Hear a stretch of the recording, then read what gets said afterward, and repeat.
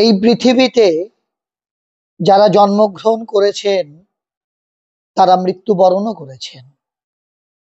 এ কথা ভাবার কোনো কারণ নেই যে জন্ম মানেই তিনি অমর হবেন, অন্তত শারীরিকভাবে।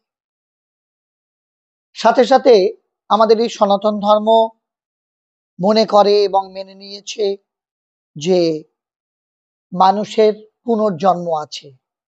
অর্থাৎ এই জন্মে আমরা যা যা শিক্ষা লাভ করি, যা যা পাঠ পাই, যা যা ভূমিকা পালন করি এবং সেই ভূমিকা পালন করতে গিয়ে আমাদের যা যা ভুল ভ্রান্তি হয় সেগুলো কারেকশনের জন্য আমাদের আবার পুনর্জন্ম গ্রহণ করতে হয়, অর্থাৎ এই মরজগতে বা পৃথিবীতে জন্মগ্রহণ করতে হয়। তবে অনেকেই বলেন যে এই জন্মগ্রহণ করতে করতে পুনর্জন্ম পেতে পেতে একটা সময়ে শেষ জন্ম আসে। কিন্তু কি করে বুঝবো যে এটি আপনার বা আমার বা অমুকের শেষ জন্ম? এই প্রসঙ্গে ঠাকুর শ্রীরামকৃষ্ণ, যিনি ছিলেন সত্যদ্রষ্টা, যার কথা কখনো মিথ্যে হয়নি বা হবেও না, তিনি ঠিক কি বলেছেন আজকের আলোচনায় আমরা ঠাকুর শ্রীরামকৃষ্ণের দৃষ্টিতে শেষ জন্ম কাদের হয় বা কখন বুঝবেন বা কখন আমরা বুঝবো বা কিভাবে বুঝবো বা কোন কোন আচরণ বলে দেবে যে এই ব্যক্তির এটি শেষ জন্ম। ঠাকুর শ্রীরামকৃষ্ণ যেটি বলেছেন যে যার শেষ জন্ম সেই এখানে আসবে, যে ঈশ্বরকে একবারও ঠিক ঠিক দেখেছে তাকে এখানে আসতে হবেই হবে। শ্রীরামকৃষ্ণের এই উক্তিটি গভীর তাৎপর্যপূর্ণ, তবে এটু কিন্তু বড় আশা ভরসার বাণী, কারণ ঠাকুরের মুখ থেকে কখনো সত্য ছাড়া মিথ্যা বেরোয়নি। সুতরাং ধরে নেওয়া যেতেই পারে যে যারা শ্রীরামকৃষ্ণের কাছে এসেছিলেন সকলেরই তবে শেষ জন্ম। আসলে এখানে বলতে শ্রীরামকৃষ্ণ সাধারণত নিজেকেই নির্দেশ করতেন। আমি, আমার এই সর্বনামগুলো প্রয়োগ করা তার পক্ষে একরকম অসম্ভবই ছিল। যদি নিতান্তই বলতে হয় তবে তিনি বলতেন শ্রী শ্রী জগদম্বার দাস বা সন্তান, এই রকম ভাবে তিনি নিজেকে ব্যাখ্যা দিতেন। অহংকে তিনি সম্পূর্ণভাবে মুছে দিয়েছিলেন। এখন দেখা যাক যারা শ্রীরামকৃষ্ণের কাছে এসেছিলেন তাদের সম্বন্ধে তিনি কি বলেছেন।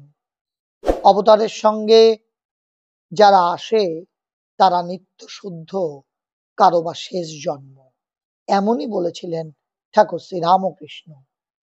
ঠাকুর কিন্তু কখনোই বলেননি যে সকলেরই শেষ জন্ম। ঠাকুর বলেছেন যে অবতারের সঙ্গে যারা আসে তারা নিত্য সিদ্ধ, আর তাদের মধ্যে কারো কারো শেষ জন্ম। একদিন কথা প্রসঙ্গে শ্রীমকে ঠাকুর বলছেন আর একবার আসতে হবে, তাই পার্শ্বদের সব জ্ঞান দিচ্ছি না বলে ঠাকুর হেসে উঠলেন। তোমাদের যদি সব জ্ঞান দিই তাহলে তোমরা আর সহজে আমার কাছে আসবে কেন?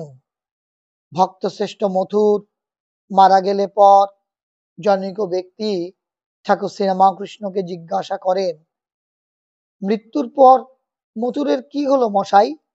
তাকে নিশ্চয়ই বোধহয় আর জন্মগ্রহণ করতে হবে না।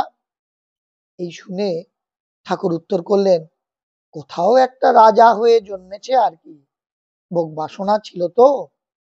শ্রীরামকৃষ্ণের এরূপ নানাবিধ উক্তির দ্বারা প্রমাণিত হয় যারা তার কাছে এসেছিলেন সকলেরই কিন্তু শেষ জন্ম হয়নি। স্বামী ব্রহ্মানন্দ, যিনি রাখাল মহারাজ নামে সমধিক প্রসিদ্ধ ছিলেন, একবার ঠাকুরকে বলেছিলেন ঠাকুরকে দেখার পরও যাদের মন কাম কাঞ্চনে আসক্ত থাকে তারা প্রকৃত শ্রীরামকৃষ্ণকে দেখেনি, তারা শ্রীরামকৃষ্ণ রূপ ভূত দেখেছে। শেষ জন্মের লক্ষণ সম্বন্ধে শ্রীরামকৃষ্ণ যে বলেছেন, শেষ জন্মে সত্যগুণ থাকে, ভগবানে মন হয়, তার জন্য মন ব্যাকুল হয়, নানা বিষয় কর্ম থেকে মন সরে আসে। শুভবুদ্ধি না হলে ঈশ্বরকে জানতে ইচ্ছা হয় না। শেষ জন্ম বা অনেক তপস্যা না থাকলে উদার সরল হয় না। ভগবানের কথায় যার গা রোমাঞ্চ হয়ে ওঠে ও চোখে জল পড়ে, সেইটাই তার শেষ জন্ম বুঝতে হবে। তাহলে দেখুন, ঠাকুর শ্রীরামকৃষ্ণ কত সহজ সরল ভাবে ব্যাখ্যা করেছেন যে শেষ জন্ম বলতে তিনি ঠিক কি বলতে চেয়েছেন, বা কাদের ঠিক ঠিক শেষ জন্মের লক্ষণগুলো ফুটে ওঠে।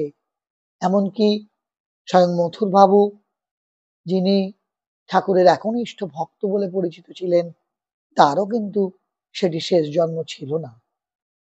আজকের এই আলোচনা যদি আপনার ভালো লেগে থাকে, যদি আপনাকে সমৃদ্ধ করে থাকে, তবে অবশ্যই আপনার পরিচিত জনেদের মধ্যে শেয়ার করে দেবেন, সঙ্গে লাইক করুন, কমেন্ট বক্সে আপনার সুচিন্তিত মতামত লিখে জানান, আর সাথে সাথে আমাদের এই আধ্যাত্মিক চ্যানেলটিকে সাবস্ক্রাইব করে পাশে থাকা বেল আইকনটি টিপে দিন, যাতে এইরকমই কোনো আরো আধ্যাত্মিক আলোচনার ভিডিও আপনার কাছে পৌঁছে যায়।